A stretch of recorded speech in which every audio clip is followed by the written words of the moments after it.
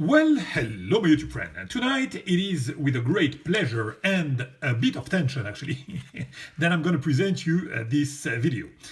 Attention because as you can see here, the knife that I'm going to display, that I'm displaying is not your regular knife. Obviously it's a pure piece of art.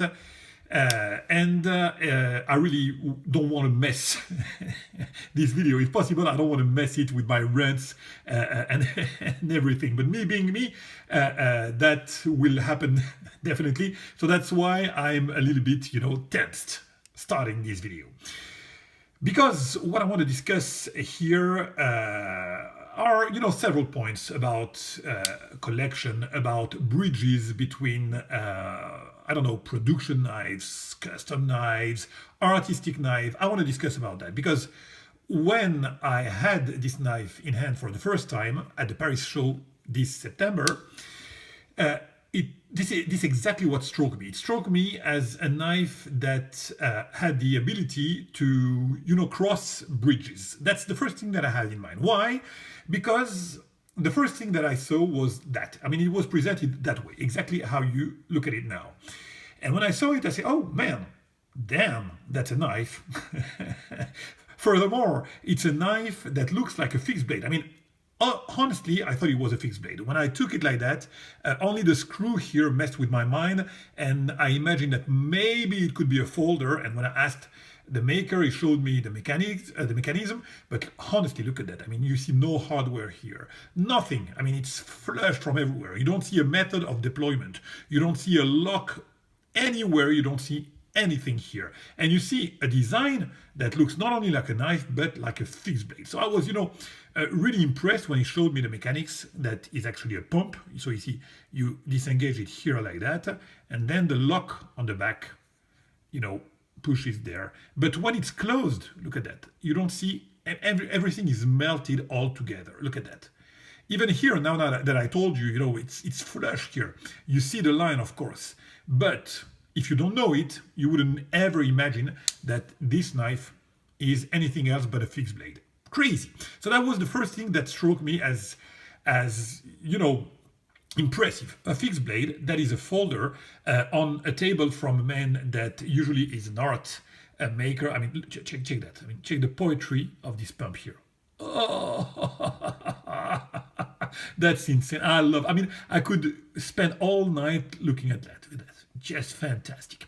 So yeah, at the table of a guy that obviously is a tremendous craftsman. We're going to talk about the maker, of course, and does a knife that usually are artistic, but with that kind of functionality. So yeah, bridges. Why bridges? Because, I've talked about that on several videos. Knives are the first tool of humanity. So basically, if everything goes to ashes, all the technology that we know of today, at the end of the day, we will stay with a knife and a rope, and we will we will start again from scratch. So that's a tool, and obviously a lot of people are interested in that, not only because it's a tool, but also because, we used to play when we were kids like that, and you know the trend. A lot of people are collecting and coming from such various, backgrounds. And you have those guys that collect and use only production knives. Those guys, they wouldn't understand that you would pay like $100, let alone thousands, for knives. Why? Because they have everything they need in the production and in the industry. They have knives that look like knives, that they have great functionality, and everything, even a composite blade. This is a composite blade. We're going to discuss, of course, about that. But Fox, for the life of me, Fox company, they do even composite blades. So those guys, they would think that, they have everything with the production. They wouldn't understand the custom world and us being, attracted by custom maker. Why? And I can understand. I can relate to that, Then you have people coming from our background. You guys that follow my channel, we are attracted to custom knives, and furthermore, the tactical knives. Why? Because it's the way we are. I mean, that's why we like. And when we are interested in custom knives, we like knives to look like knives, of course. We like to have strong mechanisms, and strong mechanisms doesn't really always go with precise mechanisms. For example, if you take a frame lock, for example, or a line lock, those mechanisms are, or a lock back, for example, those are really sturdy, but they're not the most refined and the most precise mechanisms that you can find. I mean, if you want to go to precision, I'm sure you know it, but you would have to go to slip joints or other mechanisms that are really more precise and more used by more traditional or art makers. So as a tactical guys, we want something that will lock strongly, sturdily, and something, as a custom knife that would be made by a custom maker. So that's what we like, And then after that, you go to the art world. And the art world, people care less about the design and the function. They're more into crazy materials that they're going to use. They're more as, the refinement of the mechanics, stuff like that, and most of the time when you look at, art knife, when you go to the art knife invitational, the show in San Diego, and which, by the way, Charles Bennica, the maker, is invited every year. You see all those knives that looks like crazy things. They don't even look like like knives anymore, and they are art knives, but. Again, I understand that trend. But you see, this knife, and this is what drove me crazy with it. This knife cross bridges. I mean, you have a knife, like I told you, that looks like a knife, that you can use. It has an edge. It has, look at that. I mean, everything is dedicated to the edge here. I mean, the ratio between the handle and the blade is crazy for a folder. Look at that. Absolutely even and well balanced. It's sharp. It's a regular draw point with very, very nice grind here. It looks like a knife. Then you have the mechanics here. The mechanics, we're going to talk about that, but it is not only precise, but strong and sturdy. That could be a tactical knife, my friends. Believe me, that when it's locked, it doesn't budge. We're going to discuss about that. And you have all the craziness of the art knife with this mirror polish everywhere. Look at that. Inside, it's mirror polished everywhere. Every single piece of metal here, titanium, I mean, it's metal, sorry. Metal here also. Everything is highly polished, and the inlays, look at that. You have absolutely no hardware wherever. I mean, it's melted inside. Look at that. 1, 2, 3, 4, 5, 6, 7 here. 8, 9, 10, 11, 12, 13 pieces of inlays. Look at that. It's flush everywhere and absolute. They're I don't know, pressed inside and glued, but it's such a precision work that is just incredible. So yeah, every features of artistry you find in that knife. Now, let's talk about what drives me crazy. Charles Bennica, the maker, is a French guy, very refined, as I told you, one of the top knife maker in the world. Most definitely. I mean, he was doing all his life precision tool and precision materials all his life, and then after that he went to making knives, and he took his lessons and courses with the watch makers from Patek Philippe, with those guys, and his precision is 1 on 100. This is the kind of guy that we have here.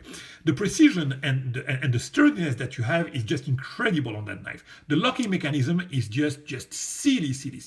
And then the tolerances that he put is, I mean, you cannot find anything better. I mean, I know only of Dalibor in tactical world that have that kind of tolerance. And if you want to check the tolerances and the sturdiness of a knife, this is what you want to do. You just put your blade at this position here and you try to wiggle it laterally. Listen, on this one, you don't have anything. I defy you, unless you have a Dalibor, I defy you to put the blade like that and try to wiggle it like that with any of your knife, and you will see. I defy you to do that. You will see that you're going to have a play. Here, nothing here, nothing here, nothing here. But the most important and the critical position is here. Just try it that way and you will see, you will find wiggling, I mean, a play with all your knife. This one has none. So the tolerances are just silly. Look at that. I mean, you couldn't put even the slightest piece of paper there. And the knife, my friends, is on bearings. The smoothness is crazy. Look at that.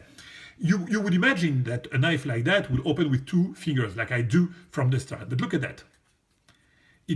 It's such a smooth knife that you can open it with one. Of course, you don't want to flick it, but for us tactical knives, guy, you can definitely deploy it with one hand. And that, my friend, shows you how not only precise it is, but smooth it is. You don't try to hear something. Nothing. And man, the noise, the locking, it's just incredible. So you see, we are talking here about a tremendous amount of craftsmanship, precision work, and yet something that is really sturdy, high tolerances, and a sturdiness like you cannot imagine. This is not budging. Nowhere you would see any kind of budge here on that knife. So that's silly, absolutely silly. Now, check this blade. This is just incredible. That's a zipper blade, ladies and gentlemen. Look at that. You have meteorite here that is just melted as a composite blade with the RWL34. I mean, gentlemen, who does that in the knife world? Of course, you're going to tell me ZT did that, a composite blade with 2 totally different material, like, you know, Damascus and metal. Sorry, metal. I mean, regular steel, stainless steel. And you know how difficult it was for them. I mean, they had to just do some knives and then they took it out of the market. But you can do composite blades when you're in the production. Now, how many custom maker you know that does composite blades? I know only of Charles Bennica and Michael Walker with his zipper blades. I know no other maker that does really those kind of composite blades with such a different material. Look at that. You have meteorite, which is a Gibeon meteorite. At some point, yeah, I think it's not the oldest, but the biggest meteorite ever hit the planet Earth. They were finding, you know, in Namibia, in Africa. Look at the pattern that you have inside. It's just a beautiful pattern on the meteorite. The stars here are aligned, coming from the sky. So, of course, you have some stars here. The mirror polish on the blade is silly, absolutely silly. The work, the precision work, I mean, you put your finger here. Of course, you will feel the difference of the material between the meteorite and the steel, the stainless steel. But it's flush everywhere. Those little stars here, you don't feel nothing here. It's incredible. Even on the swedge here, look at that, the cut that you have here. You would imagine that you would have some gap, but nothing, my friend, nothing. Look at that. Look, check this beautiful edge. This is why I didn't want to mess with that knife, because we are really watching to something that is just, I mean, a league of its own. Look at that, how beautifully it's done here. You don't even see the pivot. Honestly, it's just crazy. You have the name of the maker there, Bennica, France. Look at that, how beautiful it is. This pump drives me crazy. Look at that. Always love it. I told you, 13 inlays, absolutely flush everywhere. Look at that, how beautiful it is. That, my friend, is pure poetry. That, my friend, is the reason why I didn't want to mess with that video. Check that.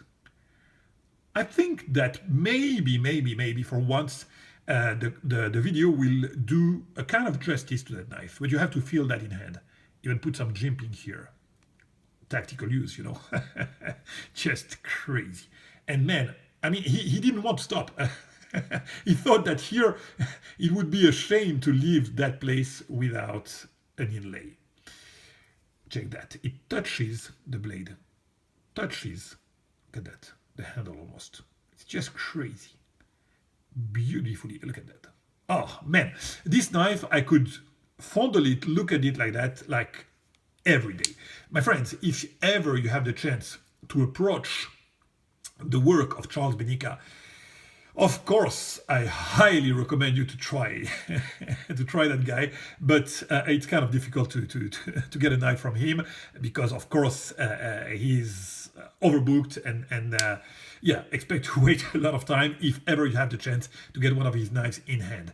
I will stop at that because I think and I hope that I made my point on this video, and I hope you will have at least as much pleasure, to watch it as I had to do it. And I hope that I paid a tribute, an adequate tribute to the extreme artistry, craftsmanship of that man. And with that being said, I'll leave it at that. Bye bye.